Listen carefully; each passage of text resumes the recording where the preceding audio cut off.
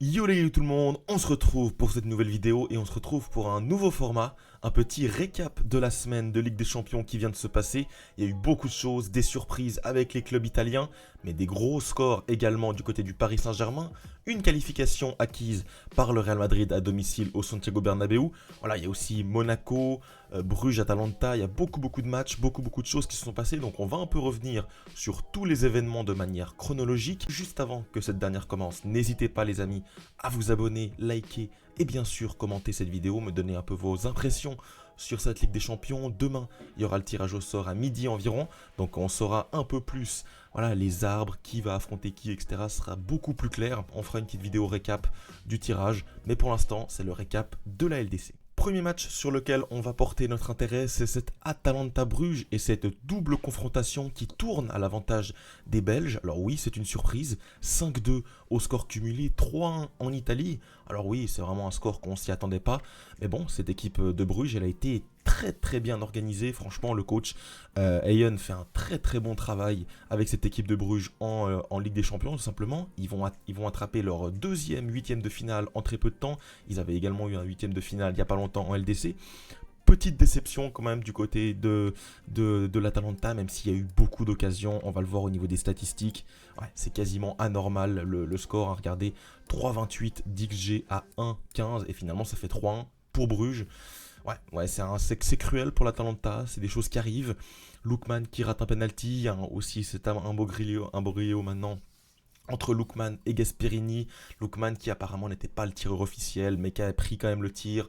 Ouais, franchement, il y a quand même des petites complications sur cette deuxième partie de saison face à l'Atalanta. C'est une équipe que j'ai vue au stade.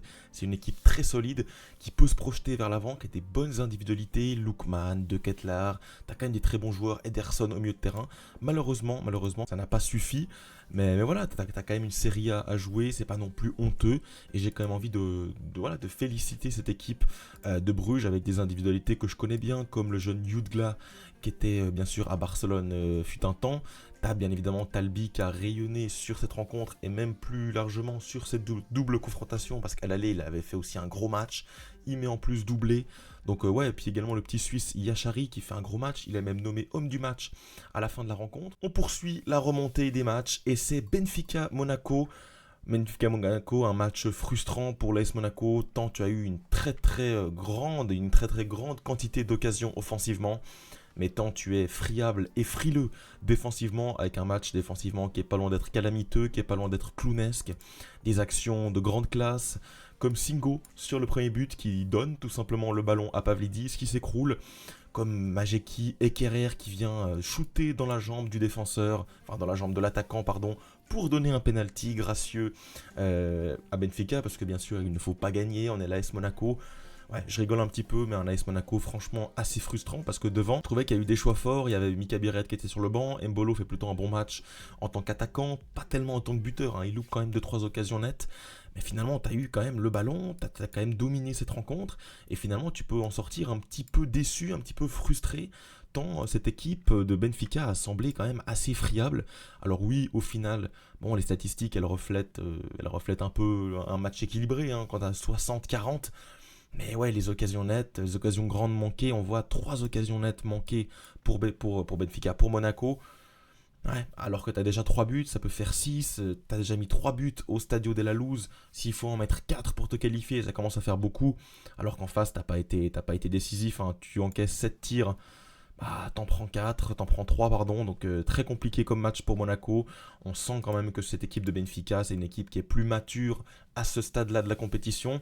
Et voilà, une équipe de Monaco qui va retourner sur son train-train quotidien. Mais malgré tout, j'ai quand même apprécié leur match.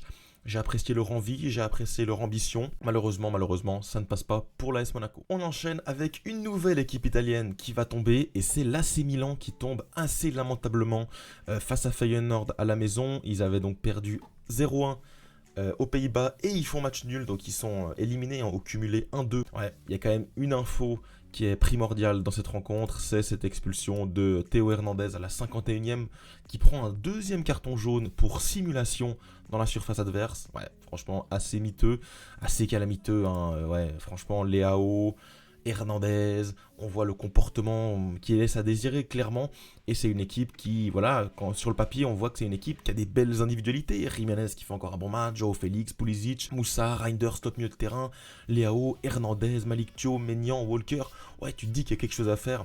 Finalement, dans les faits, sur le terrain, très très compliqué. Et cette équipe de Feyenoord, bon, qui pendant une période est quand même en difficulté, qui se fait malmener à San Siro, et bah, au final, elle arrive à marquer ce but de la tête et à être délivrée, hein, clairement, parce qu'ils avaient fait, sur l'ensemble des deux matchs, ils ont été plus sérieux, ils ont été plus sereins, ils ont maîtrisé mieux leurs émotions, et l'AC Milan passe encore à côté en Ligue des Champions, avec là quand même une élimination franchement cruelle, franchement honteuse, qui, oui, peut clairement ressembler à la faute d'un joueur, mais si on élargit un petit peu plus, voilà, tu fais un premier match là-bas où tu perds le match, tu te mets déjà en difficulté. Là, il y a entre guillemets que 1-0 à la 50e au moment où Hernandez simule. Ouais, finalement, Conceição n'a pas réellement trouvé la solution, n'a pas réellement mis les bons ingrédients en place. Tu fais des entrées qui sont finalement assez tardives. 83e, tu fais rentrer deux attaquants un petit peu en panique. Ouais, tu sors, tu prends la porte, et j'ai envie de dire bravo à cette équipe de Feyenoord qui finalement va se créer une place parmi les équipes 8e de finalistes. Et franchement, c'est plutôt mérité. On va pas non plus regretter cet AC Milan qui est franchement très très faible en production cette année et qui est, voilà, qui est pas une équipe très agréable à regarder, qui est pas une équipe complète, qui est pas une équipe finie, qui est pas une équipe mature. Donc finalement, on va s'en passer pour cette suite de Ligue des Champions. C'est l'hécatombe des clubs italiens et cette hécatombe, elle se conclut par l'élimination de la Juventus de Turin, 4 buts à 3 au cumulé, 3 buts à 1 au PSV à Eindhoven hier soir. Très très compliqué pour la Juventus qui était un peu sur une période de mieux. Finalement, les démons ressortent, une production pas loin d'être calamiteuse. Tu te fais balader par ce PSV Eindhoven. Au niveau des statistiques, ça doit se voir. Ouais.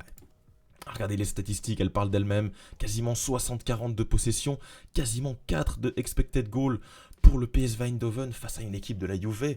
Ah, t'es quand même la Juventus de Turin, quoi. T'es quand même une équipe titrée, une équipe importante en Europe. De se faire trimballer dans la farine comme ça, 25 tirs, 10 cadrés. Ouais, ça a été très très compliqué pour la Juve. Alors oui, ils ont eu des occasions, Di Gregorio fait quelques arrêts. Mais au global, c'est quand même une qualification qui est méritée pour le PSV Eindhoven. Et avec des joueurs quand même, franchement, qui sont très intéressants. Alors oui, Pulisic, je l'ai mis en miniature, on le connaît. Il marque à l'aller et au retour, bien sûr, un des personnages très importants. Mais t'as Saibari qui fait un très bon match. Luc de Jong, je le connais très bien. Noah Lang, Schouten, Verman, c'est plutôt solide. T'as en défense des gens qui font des bons matchs. Benitez, Flamingo qui marque, Boskagli, c'est des joueurs référencés. En face, c'est tout simplement l'hécatombe.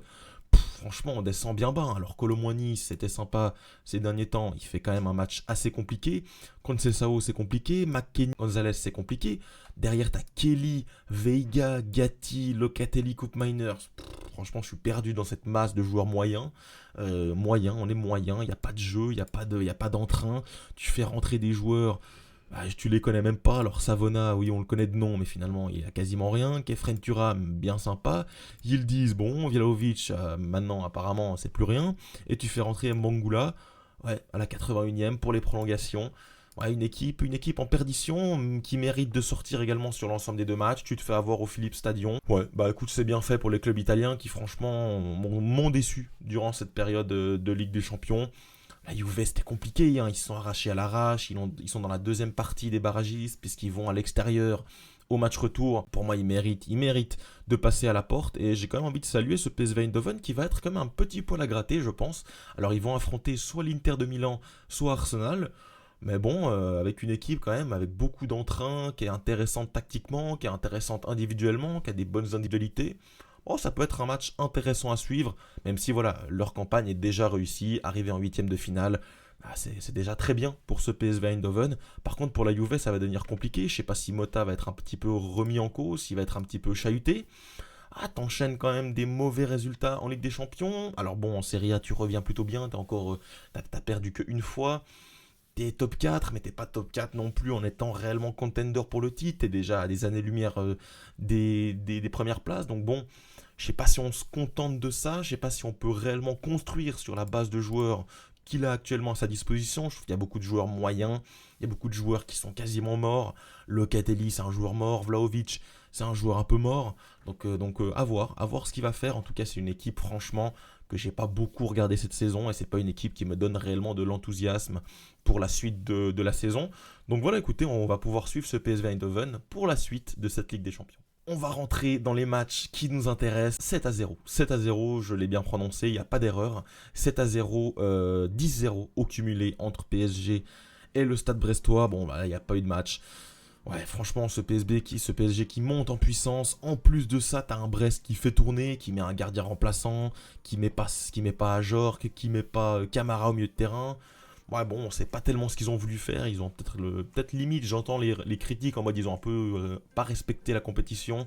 Bon, maintenant ils ont quand même une Ligue 1 à jouer. Eric Roy a l'air de gérer plutôt bien son effectif. En tout cas, historiquement, il nous l'a prouvé. Bon, bah 7-0, il n'y a pas grand chose à dire, hein, vous le voyez au niveau des notes. Quasiment tout le monde a été buteur et passeur. Double passeur pour Ruiz, buteur pour Mendes, but passe D pour Barcola. Alors, ouais, pas décisif, le petit Dembouz, dommage. But passe D pour Gvara, but pour Vitinha, passe D pour Hakimi. Ouais, franchement, un match de grande qualité. T'as eu des entrants également de qualité avec Doué qui fait but passe D, Gonzalo Ramos qui fait but passe D et Seny Mayulu qui vient marquer son petit but. Un match plein, un match masterclass, 7-0. Tu égales le record du plus grand écart en phase finale de Ligue des Champions. Je crois que c'était déjà 7. Le Bayern et City ont ce record également. Ouais, quand tu vois le match, bon, bah, finalement, il n'y a pas eu réellement de match, même si Brest est quand même mal payé, je trouve, au niveau même de la double confrontation, d'avoir 0 but. Ils ont quand même frappé un nombre de fois assez important les montants. Il y a eu quand même 2-3 parades, 2-3 sauvetages sur la ligne, notamment celui de Marquinhos en début de match. À part ça, 3-24 de XG, 70% de possession, 20 tirs, 9 cadrés, 8 grandes occasions, c'est énorme. 8 grandes occasions dans un match, t'en mets 7 en plus, donc t'as un réalisme qui est franchement magnifique. Ouais, tu surperformes de manière énorme tes XG, t'as 3 de XG quasiment, tu mets 7 buts. Magnifique, une confiance qui est retrouvée, une confiance qui est totale, un PSG qui fait peur maintenant en Europe. Je vais vous l'avouer, je suis un supporter du Barça. Ce PSG, j'ai pas envie de l'affronter. Nous, ça se joue entre Benfica et le PSG. Bien évidemment, j'espère qu'on va taper le Benfica. Hein, je vous l'accorde. Même si le PSG, voilà, je serais quand même confiant, je serais quand même déterminé. Mais ouais, ce PSG-là, il est imprévisible. Il y a beaucoup de mouvements.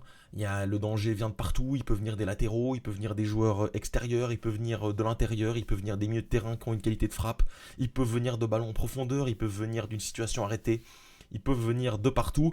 Ouais, gros match du PSG. Le PSG qui est en train de monter en puissance, ça se voit. Et donc, ils vont continuer cette compétition. C'est bien sûr mérité. Maintenant, voilà, eux, ils ont un peu le seum parce qu'ils vont taper soit Liverpool, soit le FC Barcelone. Et on termine avec cette rencontre 3-1 entre le Real Madrid d'Ancelotti et le Manchester City de Pep Guardiola. Un match franchement nul. J'ai pas kiffé mon match. Alors oui, peut-être parce que je suis supporter barcelonais, mais même j'ai l'impression qu'il n'y avait qu'une équipe sur le terrain. City a vraiment produit une des pires prestations de leur ère moderne sous Pep Guardiola.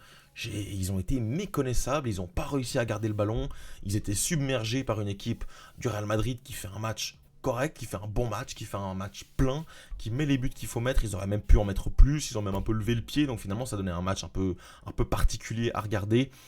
Ouais, un City qui arrivait avec bien sûr bon nombre de blessés. T'avais en plus Haaland qui était blessé, De Bruyne sur le banc.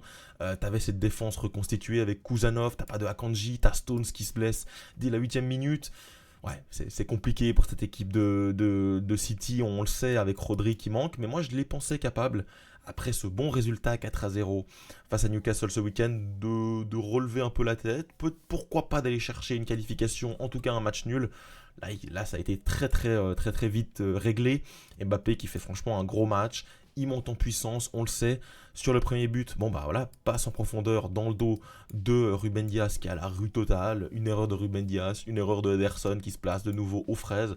Bon voilà, ça va vite, ça fait vite 3-0 et vite le match est plié. City, ils vont rentrer, ils vont se concentrer sur la 4ème place en Première Ligue.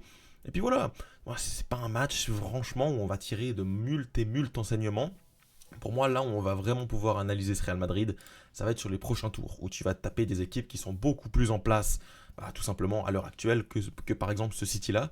Ce City qui n'a pas existé, quoi. Ils ont marqué un vulgaire but à la toute fin. On voit clairement un Real Madrid En première mi-temps, ça c'est les statistiques, en première mi-temps, bon bah voilà. Alors oui, il y a 50-50 en possession, mais quand on regarde la production, 7 tirs à 1, 0 tir cadré, t'es inexistant quoi. City ne pointe même pas le bout de son nez, c'est ridicule. Et au final, bon bah tu termines avec un score de 3-1, tu viens sauver l'honneur. C'est pas non plus ouais, c'est pas non plus une hécatombe, hein, tu perds pas non plus 5-0. Mais ouais, ça fait tâche, ce City n'est plus compétitif en Europe, ils sont plus compétitifs nulle part, j'ai envie de dire. Ouais, ça va être à eux de se reconstruire, il y a des joueurs qui n'ont pas été au niveau, il y a des joueurs qui sont clairement dépassés par ce niveau de compétition. Diaz est dépassé ces temps, Gvardiol est dépassé, Ederson est dépassé, Stones il est dépassé parce que physiquement il tient pas, Kuzanov tu l'envoies au feu donc il est dépassé évidemment, Phil Foden il met plus un pied devant l'autre. Ouais, il est très très décevant, donc j'ai presque envie de dire qu'il est dépassé. Du niveau des attaquants, bon bah Savigno, je l'ai quand même trouvé assez décevant. Marmouche, il était un peu esselé, j'ai pas trop envie de lui en vouloir. Silva, il est dépassé. Gundogan, il est dépassé. Et Nico Gonzalez, bah, c'est vrai, tu l'envoies un peu au feu comme Kusanov finalement. Mais donc il est un peu dépassé également, même s'il marque un but. Donc on va dire heureusement. Bon les gars, c'est l'heure, je me mets sur le côté, je me rapetissis un petit peu. Pourquoi? Pour qu'on voie cette phase finale de manière la plus complète possible. Alors on voit ici les 16e qui ont été disputés, 10-0 au global, voilà, c'est les résultats globaux. Et on voit, ben voilà, les pronostics. Qu'est-ce qui peut se passer plus loin? On voit ici donc ce PSG qui va taper Liverpool ou le Barça.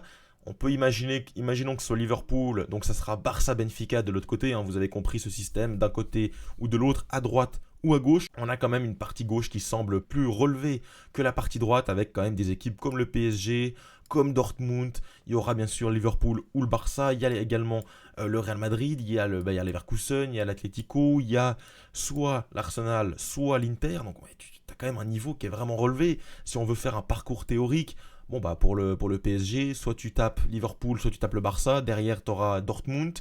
En demi-finale, tu peux avoir le Real Madrid. Ouais, c'est tout de suite des parcours qui sont beaucoup compliqués, beaucoup plus compliqués. Alors imaginons qu'à un Barcelone, on aille du côté droit. Bon bah on tape Benfica en 8e, on taperait peut-être Aston Villa au pire, au mieux Lille en quart de finale. En demi, tu taperais un Bayern peut-être, que j'ai pas trouvé convaincant, ou un Arsenal et l'Inter. Bon bah ok, tu auras une demi-finale relevée. Mais ouais, au niveau des quarts, huitièmes, on a plutôt intérêt à tomber de ce côté-là que de ce côté-là, où là, tu auras vraiment des affrontements compliqués. Mais on peut déjà se projeter sur les huitièmes de finale où tu auras des confrontations magnifiques. Tu en auras une ici qui sera grandiose. Tu en auras une ici qui sera également magnifique. Tu en auras une ici parce que tu peux avoir donc Dortmund, Bayern, Leverkusen ou et Atlético Real, magnifique. Et tu peux également avoir des confrontations assez sympathiques ici.